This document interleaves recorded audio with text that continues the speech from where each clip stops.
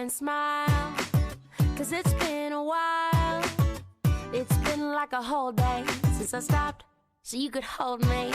But this child awaits, strong in the faith.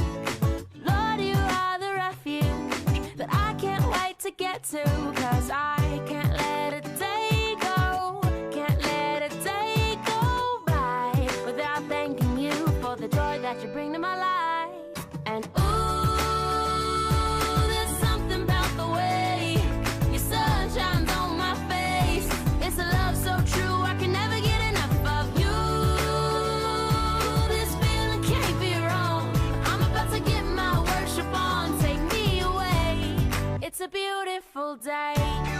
Yeah, yeah, yeah. It's a beautiful day. Yeah, yeah, yeah.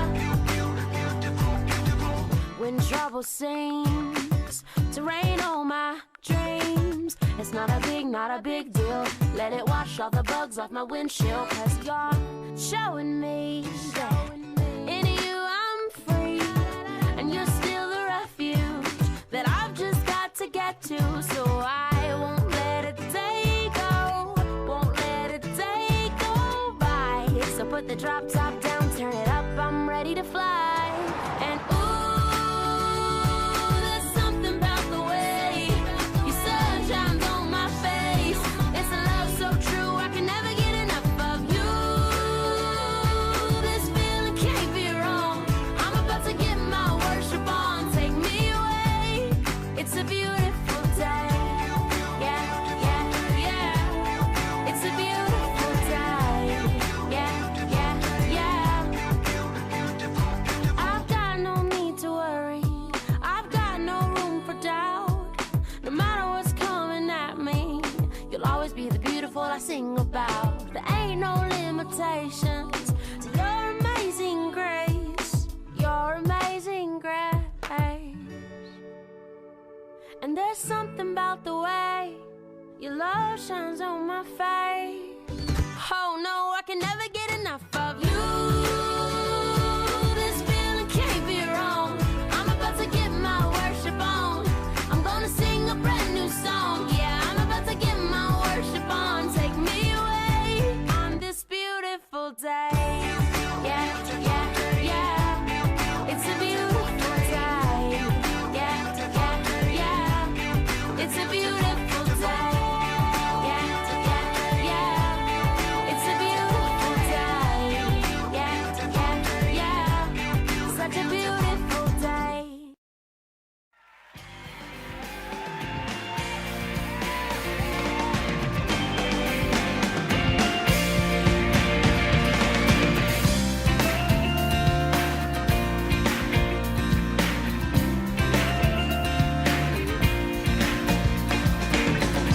Oh Lord, you have shown your favor.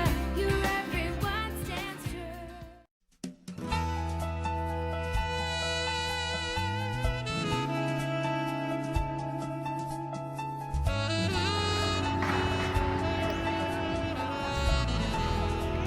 Hi, Cher. Hi, John. So, how's your day today? Well, my day is going pretty well. Thank God. Okay, so, are you prepared for these upcoming finals? I'm not really sure, but I'm doing the best I can to be prepared for the upcoming finals. Wow. HR. Nice. Charot. So, for now, as you notice, our planet is suffering from very hot temperature. So, for you as a student of Xavier University, how can you best or explain how we can save our planet? Well, as a student of Xavier-University, number one, I believe that we should be first aware of what's happening in the world, what's happening around us, our environment. Then number two, study, be aware of what we can do, not just in our household, but also in our classroom setting, in the campus, and wherever we may go. And number three, once we know what we have to do, we must be consistent with the things that we need to do. For example, segregation of trash, throwing your trash properly can create a very big impact in our environment. And number two, next ana, kay not only just throwing your trash, but also disseminating the information to the other people, how they can help to safety our environment. So, muna siya.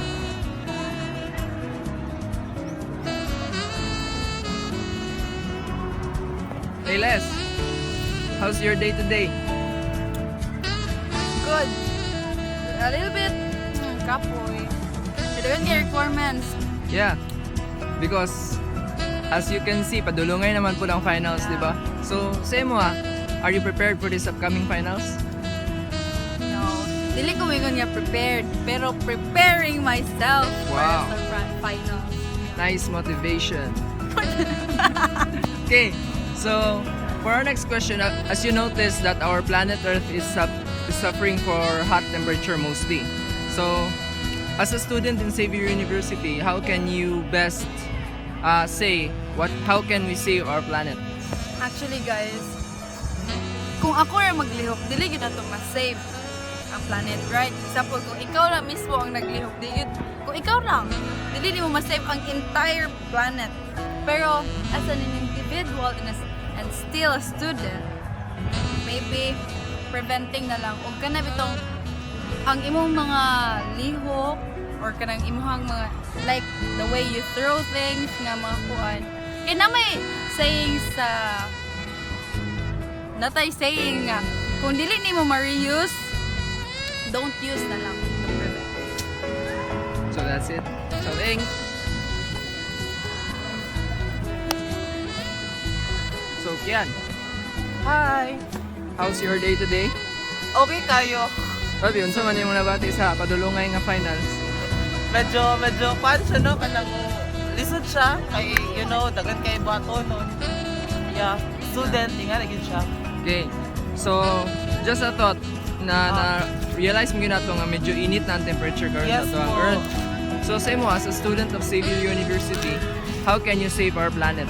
So, kanang kinahanglan nato siya is save yun by changing our steps, or redirecting our steps and recalibrating our minds by just segregating our garbages and by throwing it in the proper way. Sumarto!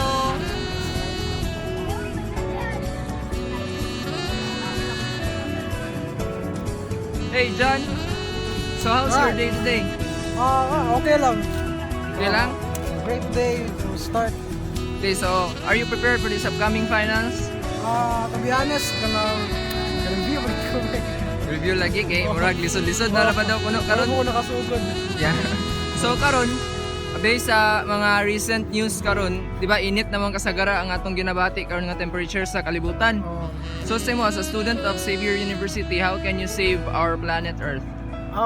Siguro para sa ko simple lang even in small things no, kanang makatabang na ta sa atong mother nature. Such as throwing our garbage kanang in the right bin or in the right trash, and I believe that through simple things that we are doing for Mother Earth, it can also create a ripple that will last forever, and it can benefit not just our environment but also for us. So, Why do we need to save Mother Earth? We need to serve Mother Earth to protect our living things. We need to save Mother Earth because it is the only planet where we can live on. It is the only planet that we can call home. And we are in debt with Mother Nature because of all those resources that we get and consume. We are not gods to take away the right of nature to flourish. We need to protect and care Because for I Mother Earth. stand for the saying that there's no planet B, and Earth is our one and only home. Saving Mother Earth is a very crucial part for us as human beings because without its resources, where else would we possibly be? And having this much resources doesn't mean we must abuse its advantages, its benefits, because as far as I know, having the freedom to benefit all of the resources that the Earth or our Mother Nature provided doesn't mean that we do things carelessly, but as much as we can do is we must make sure that we can use all the resources responsibly and with the right purpose, because if we abuse it again, there is no planet B.